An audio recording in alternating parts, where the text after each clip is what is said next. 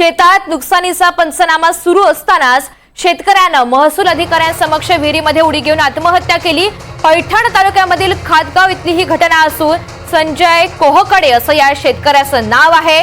दोन्ही बाजूंनी नालीचं खोदकाम झाल्यामुळे त्यांना शेतामध्ये जाण्यासाठी रस्ता नव्हता आणि शेतामध्ये पाणी सुद्धा साचू लागलेलं होतं। त्यांनी या सगळ्या संदर्भात अनेकदा महसूल अधिकाऱ्यांकडे तक्रार सुद्धा केली होती।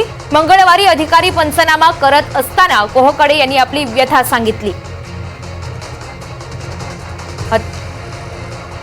तर या संपूर्ण वादाचा आता व्हिडिओ समोर आलेला आहे। नेमकं त्या ठिकाणी काय घडलेलं होतं हा व्हिडिओ हाती लागलेला आहे। अधिकाऱ्यांच्या समोरच त्यांनी आपली व्यथा मांडली, मात्र त्यानंतर त्यांनी टोकाचं पाऊल उचललं आणि आपलं जीवन संपवलेलं आहे। या शेतकऱ्यांना आत्महत्या केली आहे। संभाजीनगर मधली ही घटना आहे। शेतामध्ये नुकसानीचा पंचनामा सुरू असतानाच शेतकऱ्यानं महसूल अधिकाऱ्यांच्या समोर विहिरीमध्ये उडी घेऊन आत्महत्या केली। अधिकची माहिती जाणून घेऊयात। मोहसिन शेख आपल्या सोबत आहेत। मोहसिन, नक्कीच अत्यंत दुर्दैवी ही सगळी घटना आहे।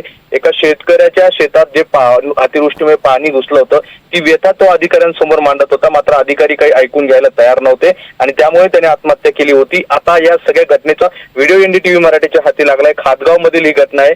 छत्रपती संभाजीनगरच्या पैठण तालुक्यातील हे गाव आहे आणि या गावात जे शेतकरी आहे त्यांनी ही सगळे संजय कोहकड यांनी आत्महत्या केली होती आणि आपण व्हिडिओ मध्ये बघू शकतो की ते अधिकाऱ्यांना सांगत होते की अरे माझं ऐकून घ्या, माझं ऐकून घ्या।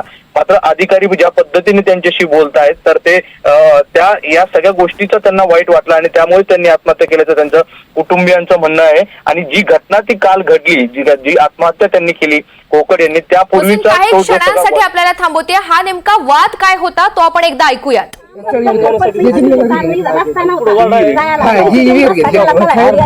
नाली जर व्यवस्थित केली तर काही अडचण नाही।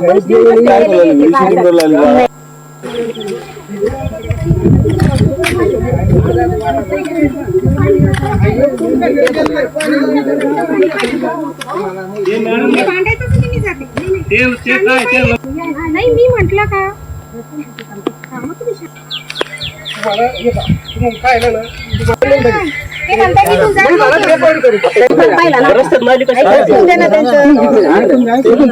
सांगा ना, आम्ही आमचं ऐकायला तयारच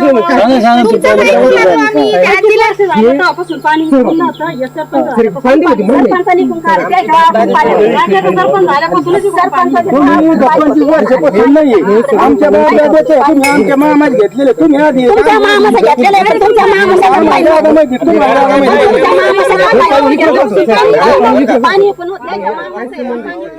तर पुन्हा एकदा मोहसिन शेख यांच्याकडे जाऊयात। मोहसिन, आपण संभाषण नेमकं काय झालेलं होतं हे पाहिलेलं आहे। नेमका काय दावा केला जात होता आणि या संपूर्ण घटनेनंतर नातेवाईकांनी तक्रार नोंदवली आहे का? नक्कीच या सगळ्या प्रकरणात नातेवाईकांनी आता या जे संबंधित महिला अधिकारी आहे त्यांच्यावर कारवाईची मागणी केलेली आहे। त्यांचं म्हणणं आहे की संजय कोहकड आणि त्यांचं कुटुंबीय म्हणजे त्यांच्या आई देखील त्यावेळी त्या घटनास्थळी होत्या, त्या देखील विनंती या अधिकाऱ्यांना करत होत्या, मात्र हे अधिकारी काही ऐकून घेत नव्हते।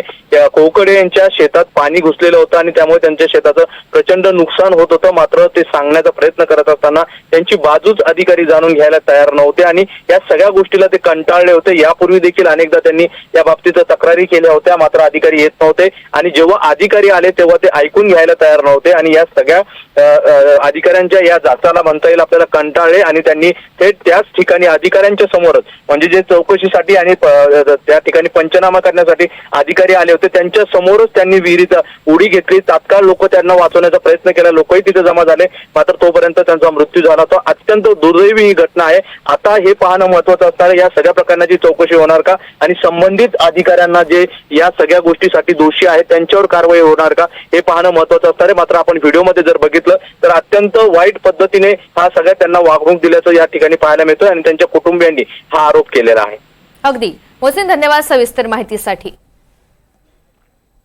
तर खातगाव इथली ही घटना आहे। संजय कोहकडे असं या शेतकऱ्याचं नाव आहे आणि जी घटना घडलेली होती नेमकं त्यावेळी काय बोलणं झालेलं होतं याचा व्हिडिओ एनडीटीव्ही मराठीच्या हाती लागलेला आहे। अधिकारी आपलं बोलणं ऐकून घेत नाहीयेत अशी व्यथा मांडत असताना तक्रार सुद्धा शेतकऱ्यानं केली।